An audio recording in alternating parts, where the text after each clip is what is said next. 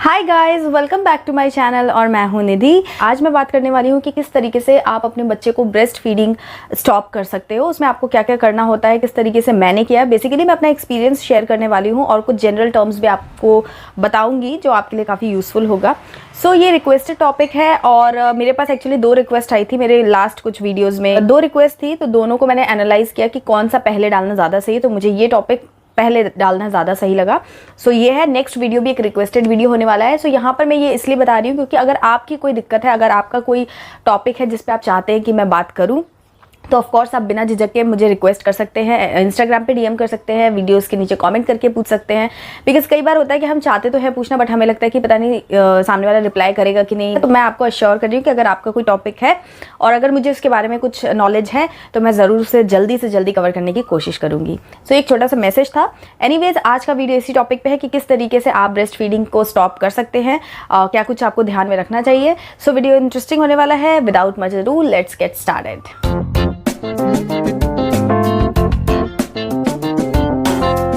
Parenting एक बहुत important और एक प्लान्ड वे में अगर आप करते हैं तो बहुत ही अच्छे से आप उस अपने बच्चे को अच्छे से मतलब ग्रो कर सकते हैं और आपको टेंशन्स भी कम होती हैं। तो इसलिए ये जो स्टेप है, मतलब एक ब्रेस्ट फीडिंग एक चल रही है, मतलब साल भर हो गए बच्चे को, उसके बाद आप उसको स्टॉप करेंगे और अब उससे नहीं मिलेगा, तो एक फेज से दूसरे फेज में जब आप स्विच कर रहे हो तो आपको प्लानिंग करना बहुत जरूरी है। सो वही मैं आज आपको बताऊंगी। तो बेसिकली आज हम बात करने वाले हैं कि किस एज पे आपको ब्रेस्ट फीडिंग स्टॉप करनी चाहिए और किस तरीके से आपको बच्चे को प्रिपेयर करना होता है, एक माँ को प्रिपेयर करना होता है कि ब्रेस्ट फीडिंग करने से पहले मेंटली एंड फिजिकली प्रिपेयर होना दोनों लोगों के लिए बहुत जरूरी है। तो उसके लिए आप क्या कर सकते हैं, क्या चीजें आपको रखनी चाहिए, एंड देन फिर मैं आपको बताऊंगी कि आपको अब एग्जैक्ट मतलब जो आपकी जो प्रॉब्लम है उसके लिए आपको क्या करना है। सो सबसे पहले हम बात करते हैं कि किस एज में आपको ब्रेस्ट फीडिंग स्टॉप करना चाहिए। तो देखिए, ऐसा है कि ना मेरे को बहुत ज़्यादा कंफ्यूजन था। लाइक जब आरफ का फर्स्ट बर्थडे था, सब लोग आए थे, मम्मी वगैरह सब लोग आए थे, तो सब लोग ये बोल रहे थे कि अभी ब्रेस्ट फीडिंग स्टॉप करना का मतलब अब सोचो और उसके लिए ट्राई करो। तब मैं उनको ये जवाब देती थी कि नहीं 3 इयर्स तक डॉक्टर्स रेकमेंड करते हैं बच्चे को देने के लिए मिल्क एंड ऑल दैट। तो वो लोग मुझे समझाते थे बट मैं उनको डिनाई कर देती थी। लेकिन मैं किसी की भी बात सुनती हूँ तो उस पर थोड़ा सा फिर सोचती हूँ कि ये क्या है, उसके बारे में थोड़ा रिसर्च करती हूँ। तो अगेन मैंने इस केस पे भी यही किया था।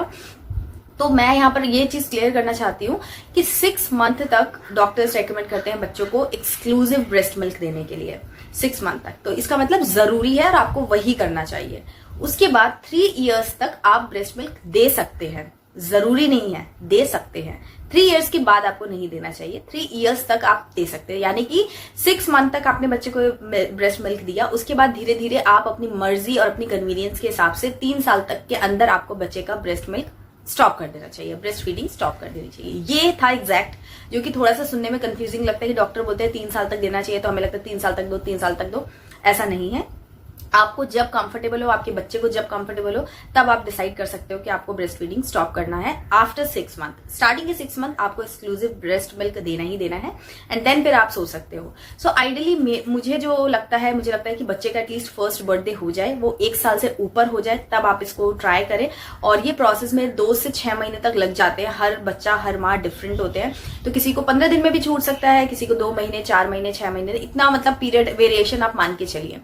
तो जब आपको लगता है कि, मेरे को लगता है 1.5 साल इज परफेक्ट, ये मेरा ओपिनियन है, ये मैं आइडियल कुछ नहीं बता रही हूँ। मुझे लगता है कि 1.5 साल तक आपको बच्चे को स्टॉप कर देना चाहिए।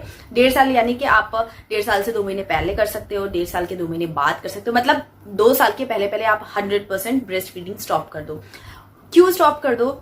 बिकॉज बच्चे को 6 महीने तक तो कुछ नहीं मिलता है, वो ब्रेस्ट मिल्क पे डिपेंडेंट होता है, उसके अंदर वो कैपेसिटी नहीं होती है, इस दुनिया के बारे में से कुछ पता नहीं होता। तो धीरे धीरे 6 महीने तक उसका डाइजेस्टिव सिस्टम, उसकी बॉडी अडेप्ट होती है इस एनवायरनमेंट में। उसके बाद बच्चे को धीरे धीरे हम जब खाना इंट्रोड्यूस करते हैं तो उसके पास मतलब ग्रो होने के लिए, उसकी बॉडी को जो न्यूट्रिशन चाहिए, उसके लिए बहुत सारे ऑप्शंस आपके पास हो जाते हैं। तो आप उसको उस तरीके से भी दे सकते हैं। आपके ऊपर कंपल्शन नहीं है कि आपको ब्रेस्ट मिल्क देना है। ब्रेस्ट मिल्क जब आप फीड कराते हो तो आप ये समझो कि आपके जो भी न्यूट्रिएंट आपकी बॉडी में लगते हैं, वो सारे न्यूट्रिएंट आपका बच्चा ब्रेस्ट मिल्क के थ्रू कंज्यूम कर लेता है। तो इसीलिए बोलते हैं ना कि साल भर बाद माँ की जो रिकवरी होती है वो धीरे धीरे मतलब फिर वो थोड़ी सी स्पीड अप होती है, क्योंकि जब तक आप ब्रेस्ट मिल्क दे रहे हो ना, आपकी बॉडी में उतनी आप न्यूट्रिशियस चीजें जो आप ले रहे हो वो आपको उतना मिलता नहीं है। तो इसलिए आप जब भी ब्रेस्ट फीडिंग आप जब स्टॉप करते हैं तो उसके बाद आपकी बॉडी में आपके अंदर वो एनर्जी आती है, वो जो भी आप खाते हैं आपके शरीर को लगता है, देन फिर आपकी रिकवरी जो होती है वो फास्ट हो जाती है। सो इसलिए आप जब भी छोड़ेंगे तो आपका फायदा है, लेकिन कंपल्शन या प्रेशर लेने की कोई जरूरत नहीं है। एटलीस्ट साल भर तक आप अपने बच्चे को ब्रेस्ट मिल्क दीजिए एंड देन फिर आप सोचिए कि आपको कब करना है। मैं अपना बताऊं तो मैंने 1.5 साल के पहले आरव का ब्रेस्ट मिल्क आई थिंक अगस्त में वो 1 ईयर का कंप्लीट हुआ था और मई जून के अराउंड उसका ब्रेस्ट मिल्क टोटली स्टॉप हो गया था। और मुझे इस प्रोसेस को करने में करीब 20-25 दिन ऐसा इसके अंदर मतलब 1 महीने के अंदर ये सब चीजें हो गई थी और बहुत ज्यादा कुछ दिक्कत नहीं हुई थी। वो मैं आपको भी स्टेप बाय स्टेप बताऊंगी कि मैंने क्या किया। सो यस, आइडियली कोई स्पेसिफिक एज नहीं है, ये सब कुछ आपके ऊपर डिपेंड करता है। सो अब बात करते हैं कि स्टॉप करने से पहले आपको प्रिपरेशन क्या करनी है। तो प्रिपरेशन आपको ये करनी है कि आपको अपने बच्चे को मेंटली एंड फिजिकली प्रिपेयर करना है ये चीज होने से पहले। लाइक आपको अपने एग्जांपल से मैं सब चीजें समझाऊंगी। जब आरव को मैंने सोचा था कि आरव 1 ईयर के बर्थडे के बाद तो मैंने इस पे सोचना शुरू किया था कि मुझे स्टॉप करना है कि नहीं करना है। तो अगस्त में उसका 1 ईयर कंप्लीट हुआ था एंड मेरे ख्याल से फरवरी मार्च में मैंने ये डिसाइड किया था कि अब मुझे इसको स्टॉप कर देना चाहिए। मुझे लग रहा था कि हाँ अभी मतलब छोड़ा जा सकता है। तो मैंने तब ये चीज डिसाइड की थी। तो मैंने उसको मतलब उसको इस तरीके से ट्रेन किया था कि वो अच्छे से खाना खाए। बिकॉज जब आप एक फेज से दूसरे फेज में जाते हो ना, तो हम बड़ों को इतनी दिक्कत होती है, एक्सेप्ट करने में टाइम लगता है। तो छोटा बच्चा जिसको कुछ भी पता नहीं है दुनियादारी के बारे में, सो उसको एक्सेप्ट करने में काफी टाइम लगता है। बच्चे थोड़े से इमोशनली बहुत सेंसिटिव होते हैं। तो जब आप वो ये चीज, और ये ब्रेस्ट फीडिंग आप समझिए सिर्फ खाने पीने से रिलेटेड नहीं है, ये एक मेंटल सोलेज देता है बच्चे को भी, माँ को भी, एक कंफर्ट देता है, एक स्किन टू स्किन टच होता है, जिसकी वजह से बहुत ज्यादा बच्चा जो होता है वो सिक्योर फील करता है। तो ये सिर्फ खाने पीने की बात नहीं है, उसके इमोशनल एंगल की भी बात है। तो इसलिए आपको मेंटली और फिजिकली जो मैं बोल रही हूँ वो इसीलिए बोल रही हूँ। तो बच्चे को आप ट्रेन कीजिए कि वो अच्छे से खाना खाए, सो दैट कि जब आप इस प्रोसेस को एग्जीक्यूट करेंगे तो बच्चा खाना मतलब वो जल्दी से मिल्क नहीं पिएगा, आपका तो पिएगा नहीं और भी दूसरी चीजें नहीं लेगा। तो एटलीस्ट वो उसके अंदर वो वीकनेस नहीं आए, क्योंकि बच्चा स्टार्टिंग में एकदम ग्रोइंग एज में होता है। अगर उसको कुछ प्रॉब्लम हुई, अगर उसके अंदर वीकनेस आई खाना नहीं खाने की वजह से, तो वो बीमार पड़ सकता है और बहुत सारी कॉम्प्लिकेशंस पड़ सकती हैं। इसलिए आप जब डिसाइड करें तो कम से कम 2-3 महीना लीजिए और बच्चे को अच्छे से ट्रेन कीजिए। जब मैंने किया था तो मैंने बताया कि जनवरी फरवरी के अराउंड मैंने डिसाइड किया कि मैं ऐसा करने वाली हूँ। तब तक मैंने अपने बच्चे को अच्छे से ट्रेन कर दिया था कि वो अच्छे से खाना खाता था। दूध पिएगा कि नहीं पिएगा, बॉटल मिल्क लेगा कि नहीं लेगा, लेकिन खाना वो अच्छे से खा लेगा, इस चीज को मैंने अश्योर कर लिया था। आप एक चीज और करिए कि आप बच्चे को बॉटल मिल्क इंट्रोड्यूस कीजिए। मतलब वो बॉटल के थ्रू ऊपर का दूध ले या फिर फॉर्मूला दूध ले, जो भी आप देना चाहें, जो भी बच्चे को सूट करता हो, वो आप उस चीज के लिए उसको इंट्रोड्यूस कराइए, ताकि उसको ये पता हो कि ये भी एक ऑप्शन है। आप एकदम से ब्रेस्ट फीड हटाएंगे और उसको बॉटल देने लग जाएंगे तो वो नहीं लेगा और वो चिड़चिड़ा हो सकता है। इसलिए आप पहले से उसको एक हैबिट डालें कि एटलीस्ट वो 1 या 2 बार बॉटल का मिल्क ले। सो आप ये चीज कर सकते हैं, मतलब करना ही चाहिए आपको। एंड उसके अलावा एक और चीज है जो कि है पैसिफायर या सूदर जिसको बोलते हैं, वो भी आप बच्चे को इंट्रोड्यूस करा दीजिए तब तक, सो दैट कि बच्चे को ना बहुत सारी चीजें, जब वो ब्रेस्ट फीडिंग करता है तो बहुत सारे चीजें एंगल्स होते हैं। तो उसमें एक एंगल होता है कंफर्ट का भी, उसके टीथ्स को, गम्स को थोड़ा सा कंफर्ट मिलता है जब वो मिल्क ब्रेस्ट फीडिंग करता है। तो उस टाइम पे आप उसको अगर ये कंफर्टर्स देंगे, यानी कि इसको सूदर देंगे या फिर पैसिफायर्स देंगे, तो वो भी उसको थोड़ा सा आराम देगा जब आप ब्रेस्ट फीड हटाएंगे। तो सो बेसिकली उसको ये 3 चीजें आपको इस तरीके से प्रिपेयर करना है। एक तो उसको खाने को अच्छे से ट्रेनिंग देनी है। अगर आपका बच्चा नहीं खा रहा है या फिर आप ट्रेनिंग देना चाहते हैं तो मैंने इसके ऊपर एक वीडियो बनाया हुआ है, लिंक मैं आपको डिस्क्रिप्शन बॉक्स में दे दूंगी, या फिर आप प्लेलिस्ट चेक कर सकते हैं, पेरेंटिंग एंड प्रेगनेंसी प्लेलिस्ट, उसमें आपको वो वाला वीडियो मिल जाएगा। तो उसमें मैंने बताया कि किस तरीके से आप अपने बच्चे को ट्रेन कर सकते हैं खाना खाने के लिए। सेकेंड, आप उसको बॉटल मिल्क इंट्रोड्यूस करें। थर्ड, आप उसको कंफर्टर्स इंट्रोड्यूस कीजिए, जिसमें कि सूदर, पैसिफायर, स्टीदर, ये सब आते हैं। इस तरीके से आपने बच्चे को प्रिपेयर कर लिया। नाउ कम्स कि आप अपने आप को कैसे प्रिपेयर करें। एक माँ को प्रिपरेशन की बहुत जरूरत होती है, और मैंने बताया ना कि ये सब चीजें कोई नोटिस नहीं करता है, इन सब चीजों पे कोई बात नहीं करता, बट एग्जैक्टली ऐसा होता है। एंड मेंटली आपको ये चीज एक्सेप्ट करना, क्योंकि ब्रेस्ट फीडिंग मैंने बताया कि सिर्फ खाने से रिलेटेड नहीं है, इमोशंस की बहुत बड़ी बात है।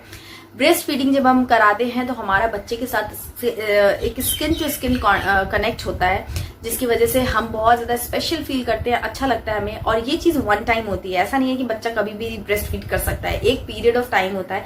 सो आपको एक मतलब एक इग्नोरेंस फील हो सकता है कि अब मैं ये चीज नहीं कर सकती हूँ। तो मतलब आपको अपने आप को स्ट्रॉन्ग करना है कि मेरे को ये करना है या नहीं करना है। आप ऐसा नहीं कर सकते हो कि आपको 2 दिन तो लगा कि नहीं मुझे हटाना है, और फिर 2 दिन में आप इतने वीक हो गए कि नहीं यार मेरे को नहीं, मेरा बच्चा है, मेरा बच्चा वाली फीलिंग आने लगी, आती है क्योंकि ये। तो आप उसको ओवरकम करने में केपेबल हो तो ही आप स्टार्ट करें, क्योंकि अगर आपने एक बार स्टार्ट कर दी प्रोसेस छुड़ाने की एंड देन फिर आप बीच में वापस इमोशनल होकर अपने बच्चे को फीड करा दिया, तो फिर आप समझ लो कि उसके बाद की जो प्रोसेस होगी वो बहुत ही ज्यादा कॉम्प्लिकेटेड होगी। तो आपको इस चीज में स्ट्रांग रहना है। और बच्चा क्या ना बहुत रोता है या इरिटेट होता है, इतनी इजीली वो एक्सेप्ट नहीं कर सकता, तो उसके लिए भी आपको अपना स्ट्रांगनेस दिखानी होगी। आपको थोड़ा सा देखना होगा कि हाँ भी मेरा बच्चा रो रहा है, मुझे उसे रोने देना है, या उसे जो डिस्कम्फर्ट हो रहा है वो मुझे कुछ दिन बेयर करना है। तो इसलिए आपको मेंटली स्ट्रांग रहना बहुत जरूरी है। अब आते हैं फिजिकली स्ट्रांग कैसे रहना है। तो फिजिकली आपको बेयर करना पड़ेगा बहुत सारा पेन, क्योंकि आपकी जो मिल्क सप्लाई है वो एकदम से बंद नहीं होती है। ठीक है, आपका बच्चा मिल्क सप्लाई तो हो रही है, मिल्क प्रोडक्शन हो रहा है, लेकिन बच्चा मिल्क नहीं ले रहा है, तो आपके ब्रेस्ट में एनगॉर्जमेंट की प्रॉब्लम होगी, ब्रेस्ट पेन हो सकता है, इन्फेक्शन हो सकता है। सो आपको अपनी प्रॉपर केयर और थोड़ा सा पेन बियर करने के लिए प्रिपेयर होना पड़ेगा। लीकेज होगा जिसकी वजह से आपको एम्बैरेसमेंट होगा, तो ये सब की भी तैयारी आपको कर लेनी चाहिए। और एक चीज और भी, जब आप ये प्रोसेस स्टार्ट करने वाले हो तो एक बार अपने गायनेकोलॉजिस्ट से डिस्कस कर लें, वो क्योंकि कुछ मेडिसिन आपको दे सकते हैं जिससे कि आपका मिल्क जल्दी से ड्राई होगा, मिल्क प्रोडक्शन रिड्यूस हो जाएगा। सो ये सब चीजों की मेडिकेशन वो आपको दे देंगे। हालांकि मैंने इस पे मैंने मतलब मेडिकल कंसल्टेशन नहीं लिया था, सेल्फ पे ही किया था, लेकिन अगर आप कर लेते तो आपकी प्रोसेस और भी थोड़ी सी ईजी हो सकती है। तो आप ये जरूर कर लें। उसके अलावा ब्रेस्ट पंप आप ले लीजिए, ब्रेस्ट पैड्स ले लीजिए, क्योंकि जब लीकेज होगा तो ब्रेस्ट पैड आपकी बहुत हेल्प करेंगे। एंड ब्रेस्ट पंप जो है वो आपका जो बच्चा मिल्क नहीं लेगा तो आपको अपना मिल्क रिलीज तो करना ही पड़ेगा, अदरवाइज आपको बहुत पेन होगा, साथ में इन्फेक्शन होने का भी बहुत डर रहता है। तो आप जो भी है आप थोड़ा बहुत पंपिंग करके अपना जो मिल्क है उसको एक्सप्रेस कर सकते हैं, और अपने ब्रेस्ट को आप थोड़ा सा उस पर सिकाई कर सकते हैं, गर्म बाथ दे सकते हैं, ये सब आप कर सकते हैं जिससे कि आपको बेयर करने में थोड़ा सा हेल्प मिलेगी। अब हम बात करते हैं कि किस तरीके से आपको स्टेप बाय स्टेप आप इस प्रोसेस को एग्जीक्यूट कर सकते हैं। तो सबसे पहली चीज ये है कि आपको पेशेंस बहुत ज्यादा रिक्वायर्ड होगा। एकदम भी इजी और फटाफट वाला काम नहीं है, और करना भी नहीं चाहिए। बहुत ज्यादा प्रेशर ना आप लीजिए ना बच्चे को दीजिए। ठीक है, तो आप प्रिपेयर्ड रहिए कि आपको ये प्रोसेस जो है वो 15 दिन तक करनी पड़ सकती है, 1.5 महीने, 2 महीने, 3 महीने तक भी करनी पड़ सकती है। ठीक है, तो आप इसके लिए प्रिपेयर्ड रहिए एंड धीरे धीरे आप स्टेप बाय स्टेप इस पे बढ़ेंगे तो आपके लिए ज्यादा अच्छा रहेगा। तो बेसिकली आपको 3 स्टेप में इस प्रोसेस को एग्जीक्यूट करना है। पहला स्टेप, आपको जो डे टाइम का बच्चे का जो मिल्क है पहले उस पे काम करना है कि वो बंद हो जाए। जब वो अच्छे से बंद हो जाएगा देन आप नेक्स्ट स्टेप पे बढ़ेंगे, वो होगा आपका सोने से पहले रात में जो बच्चा फीड करके सोता है वो वाली जो फीडिंग है उसको स्टॉप करना होगा। तो जब ये दोनों फीडिंग एकदम अच्छे से हो जाएगी देन फिर आपका आता है थर्ड एंड सबसे टफेस्ट फेज जो होता है वो होता है मिडनाइट फीडिंग। जो बच्चा रात में नींद उसकी टूटती है और तब वो फीडिंग चाहिए जो उसकी होती है, उस टाइम पे क्या वो ना सुनने की कंडीशन में होता है ना समझने की, वो नींद में होता है, तो उसको वो जो फेज है वो सबसे टफेस्ट होता है। तो पहले आपको ये फर्स्ट 2 फेजेस पे अच्छे से काम कर लेना होगा। तो कैसे करना है, तो सबसे पहले क्या है कि आपकी जो नंबर ऑफ फ्रीक्वेंसी है बच्चे को फीड कराने की, लाइक आप 5 टाइम्स 6 टाइम्स बच्चे को दिन में फीड कराते हैं, तो 2-2 करके आप जो फीडिंग है वो आप कम करा सकते हैं। ये सारी चीजें मैं अपने एक्सपीरियंस ही बता रही हूँ। तो मैंने अपनी फ्रीक्वेंसी कम की, पहले जैसे 6 था तो मैंने उसको 4 करना शुरू कर दिया। मीनवाइल बच्चा आपसे डिमांड करेगा तो दिन में सबसे ईजी इसलिए रहता है क्योंकि आपके पास बहुत सारे ऑप्शंस होते हैं बच्चे को डाइवर्ट करने के। टीवी दिखा सकते हो, गेम्स खेल सकते हो, या उसको कुछ अच्छा खिला सकते हो। अगर वो जैसे मांगता है उसको कुछ टेम्पटिंग जो उसको पसंद है आप वो खिलाइए, वो खाने में व्यस्त हो जाएगा तो वो नहीं मांगेगा। पेसिफायर्स दीजिए, डिफरेंट अच्छी बॉटल्स खरीदिए जिसके अंदर आप उसको मिल्क दीजिए, जूस दीजिए, पानी दीजिए, कुछ भी इस तरीके का आप दीजिए उसको पीने के लिए, करने के लिए, तो वो बहुत ही ज्यादा अच्छा रहेगा उसके लिए।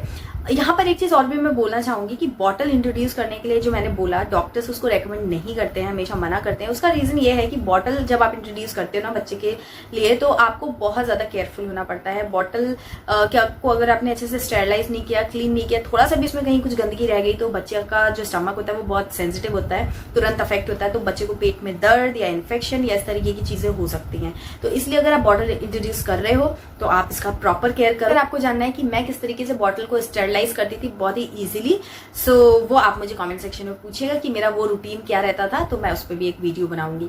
लेकिन आपको स्टेरलाइजेशन, क्लीनिंग पे बहुत ज्यादा ध्यान देना होगा। तो ये होगी बात। लेकिन आप बच्चे को ये सब चीजें जब इंट्रोड्यूस करा चुके होंगे प्रेपरेशन टाइम पे ही, तो आप बच्चे को कंफर्टर दे देंगे या फिर उसको बॉटल दे देंगे तो वो थोड़ा सा एंगेज हो जाएगा इन डे टाइम। सो आप इस तरीके से फ्रीक्वेंसी धीरे धीरे करके कम कर दीजिए और नो फ्रीक्वेंसी तक आ जाइए, वो बहुत ही इजीली हो जाएगा। जब भी बच्चे को सोने के टाइम पे मोस्टली ऐसा होता है कि उसको फीडिंग चाहिए चाहिए होती है, तो आप उस टाइम पे कोशिश कीजिए कि उसको बेड पे लेट के ना सुलाएं, आप उसे गोदी में कंधे पे रख करके आप सुलाएं, सो दैट कि वो कंधे पे रख के उसको स्किन कांटेक्ट भी मिलेगा और वो कंफर्टेबल भी फील करेगा और वो सो जाएगा। जब वो सो जाएगा तो फिर आप उसको सुला दीजिए बिस्तर पे। तो ये तरीका भी है एक अवॉइड करने का। उसके अलावा आप ना बच्चे की वीकनेस ढूंढिए। जैसे आरव मेरा जो बेबी है, उसकी वीकनेस ये है कि उसको आई डोंट नो क्यों, लेकिन उसको छीछी शब्द या फिर जो गंदगी है ना, उससे उसको बहुत ज्यादा एलर्जी है। तो आप वो पॉइंट अपने बच्चे में भी ढूंढिए कि उसको बच्चे को कौन सी चीज से बहुत ज्यादा एलर्जी होती है। सो आरव के साथ क्या कि अगर थोड़ा सा भी पानी कहीं गिर जाएगा तो वो उसको साफ करेगा, कोई खाने का गिर जाएगा तो उसको साफ करेगा, तो उसके अंदर वो चीज है। तो जब मेरे को छुड़ाना था तो मैंने उससे ये बोला कि यहाँ पर छीछी है, छीछी बोल दिया तो वो थोड़ा सा कन्विंस होता था। फिर वो बोलता था कि वॉश करके आ जाओ, वो ये बोलता था कि वॉश करके आ जाओ। हालांकि मैं कुछ लगाती नहीं थी, कुछ नहीं करती थी, लेकिन मैं उसको बस बोलती थी। तो ये बोलने से भी उसको काफी, कई बार वो मान जाता था और वो नहीं लेता था, और कई बार वो बोलता था वॉश करके आ जाओ, ऐसा करके आ जाओ। सो मैंने क्या किया था, टेप लगाया था, जो सेलो टेप होता है ना, वो मैंने थोड़ा सा लगा दिया था। और फिर जब मैंने उसको दिखाया कि वॉश करने के बाद भी नहीं निकलता ऐसा करके, देन वो कन्विंस हो गया कि ये छीछी है। तो ये सब चीजें मैंने धीरे धीरे ही की थी। पहले मैंने ऐसे ही उसको अवॉइड करने की कोशिश की थी, एंड देन फिर ये टेप वाला आइडिया जो है, ये मेरे नाइट वाले में जो लास्ट वाला टफेस्ट फेज था, उसको उस पर डील करने में काफी हेल्प की थी ये सेलो टेप ने। सो एनीवेज, आप अपने बच्चे का कोई भी एक वीक पॉइंट देखिए कि वो किस चीज से एलर्जी उसको हो रही है, उसको अच्छा नहीं लग रहा है, वो चीज आप डिस्कवर कीजिए, एंड फिर उसके हेल्प से आप इस तरीके से बच्चे की फीडिंग है उसको हटा सकते हैं। तो बच्चा थोड़ा सा क्रैंकी भी हो सकता है, थोड़ा सा चिड़चिड़ा भी हो सकता है, तो आप पेशेंटली उस चीज को डील कीजिए। और बस ठीक है। अगर आपको ऐसा लग रहा है कि बच्चा बेतहाशा रो रहा है, बीमार पड़ सकता है, वो कर सकता है, तो फिर आप उसको दे भी दीजिए। एकदम आपको अड़े नहीं रहना, लेकिन हाँ, अगर आपको लगता है कि हाँ इतना बच्चा बियर कर सकता है रोना करना, तो आप उसको थोड़ा सा लेट गो करना पड़ेगा आपको। देन फिर जब ये स्टेप आपका हो जाएगा, देन फिर आप सेकेंड नाइट वाले में जाएंगे। नाइट वाले में आपको क्या करना है कि उसमें आपके पार्टनर की हेल्प आपको बहुत जरूरी चाहिए होती है, या फिर घर का कोई और सदस्य जो बच्चे के साथ कंफर्टेबल रहता है, मतलब बच्चा उसके साथ कंफर्टेबल रहता है, वो सदस्य, या फिर आपके पार्टनर जो भी है। तो मेरे केस में मैं क्या करती थी कि रात में जब उसका सोने का टाइम होता था, एंड उसको चाहिए, सोने के टाइम पे बच्चा कंफर्ट के लिए फीड करता है, उस टाइम पे वो खाने के लिए फीड या पेट भरने के लिए फीड नहीं करता है। तो वो कंफर्ट जब उसे चाहिए होता था, तो मैं उसको दूसरे कमरे में भेजती थी इनके साथ, मेरे हस्बैंड के साथ। तो मेरे हस्बैंड उसको अपने शोल्डर पे लेकर के थप्पी करके सुलाते थे दूसरे कमरे में। वो ऐसा नहीं कि तुरंत मान जाता था, खुश हो जाता था, लेकिन वो थोड़ा सा रोता भी था, थोड़ा सा मतलब नाराज होता था, जो भी था, लेकिन ये बियर करते थे, उसको एंगेज करते थे, बातें करते थे, जो भी करते थे, ये दूसरे कमरे में आकर के उसको सुलाते थे अपने साथ। ऐसा करने में 1 वीक करीब लगे थे, 1 वीक का टाइम लगा था, एंड सब हो गया था। उसके बाद जब वो सो जाता था, तब वो मेरे पास लाके उसको रख देते थे, और फिर मैं उसको टच करती थी, तो वो लंबा बच्चा जो है वो नींद लेता है। लेकिन अगेन वो टफ पार्ट जो आ जाता है कि वो रात में जरूर उठता था और फिर वो रोता था, तब फिर कोई ऑप्शन नहीं था, तब मैं उसको फीड कराती थी रात में, या जब वो सुबह उठता था, जो एकदम 4-5 बजे के करीब वो जब उठता था, तब उसको फीड चाहिए होता था। तो वो फीड मैंने लंबे टाइम तक कराया। फिर जब ये सब चीजें एकदम कंफर्ट हो गई, फर्स्ट एंड सेकंड फेज जब मॉर्निंग एंड नाइट वाला कंप्लीट हो गया, उसमें उसको नहीं चाहिए होता था, तब मैंने उस पर काम करना शुरू किया। एंड ट्रस्ट मी गाइज, इसमें बहुत मेहनत लगती है। सिर्फ आपको physical pain and mental pen नहीं होता है, आपको रात भर जगना, फिर आपको सुबह भी मतलब काम करते रहना, बहुत सारा कुछ पेन लेना पड़ता है। सो बी प्रिपेयर्ड फॉर दैट। मैं रात में जगती थी, वो जब उठता था तो मैं लाइट ऑन करती थी, फिर उसको बोलती थी कि देखो यहाँ पर छीछी लगी है, ये तो गंदा है, ये करके, मतलब उसकी भी थोड़ी बहुत नींद खराब होती थी, और मेरे को जगना ही पड़ता था 2 बार, क्योंकि वो उठता था, तो मैं मतलब उस टाइम पे जगती थी। ये सब भी 1 वीक के करीब चला था। एंड देन फिर जब उसको ये चीज समझ में आ गई कि यहाँ पे छीछी है, तो फिर वो समझ गया, और फिर वो धम करके सो जाता था। ऐसा करके 1 वीक लगा था मुझे। तो टोटल अगर मैं कहूँ, ये 3 या 4 मतलब 1 मंथ के पहले मेरा ये सब प्रोसेस जो है वो बहुत ही पीसफुली कंप्लीट हो गया। सो इसी तरीके से आपको करना पड़ेगा, आपको पेशेंस रखना पड़ेगा, तैयारी करनी पड़ेगी, एंड आपके बच्चे पे डिपेंड करता है, आपके ऊपर डिपेंड करता है। और ये जो प्रोसेस है ये बहुत ज्यादा टफ नहीं है, अगर आपने प्लान वे में किया है तो बहुत ही इजीली हो जाता है, कोई भी टेंशन लेने की बात नहीं होती है। एंड यस, धीरे धीरे जब आपकी बच्चा फीड करना छोड़ देगा, तो आपकी भी जो फिजिकल प्रॉब्लम्स है वो ग्रेजुअली खत्म हो जाएगी। लेकिन हाँ, ब्रेस्ट लीकेज का जो प्रॉब्लम है ना, मतलब मिल्क जो है वो धीरे धीरे थोड़ा लीकेज तो काफी लंबे टाइम तक चलता ही है। तो आप उसके लिए ब्रेस्ट पैड्स जरूर रखें, और अगर आपने उसका डिटेल्ड वीडियो नहीं देखा तो वो भी आप देख लीजिए, क्योंकि वो काफी हेल्पफुल होगा। एंड यस, मैं इस टाइप की ही वीडियोस बनाती रहती हूँ, तो अगर आपका कोई रिक्वेस्ट है तो आप जरूर मुझसे पूछ सकते हैं, मुझे बता सकते हैं, मैं आपके रिक्वेस्टेड टॉपिक पे पहले वीडियोस बनाऊंगी। मेरे पास बहुत सारे टॉपिक्स हैं, लेकिन जो रिक्वेस्ट आती है मैं पहले फोकस करती हूँ उस पर। तो यस, ये वीडियो आज का था। आई होप कि आप लोगों को मदद मिली होगी। जिन्होंने रिक्वेस्ट की उनको भी अच्छा लगा होगा यह वीडियो। अगर पसंद आया तो प्लीज लाइक करना ना भूलें और कमेंट करके बताएं अपनी राय, और शेयर जरूर कीजिए, क्योंकि ये सारे टॉपिक्स शेयर करना तो बनता ही है, सबकी हेल्प हो जाए और अवेयरनेस फैले, यही मेरा मोटिव है। सो मिलती हूँ आपसे एक नई वीडियो में, तब तक के लिए bye bye, and yes, don't forget to subscribe my channel with bell icon. Bye bye and take care.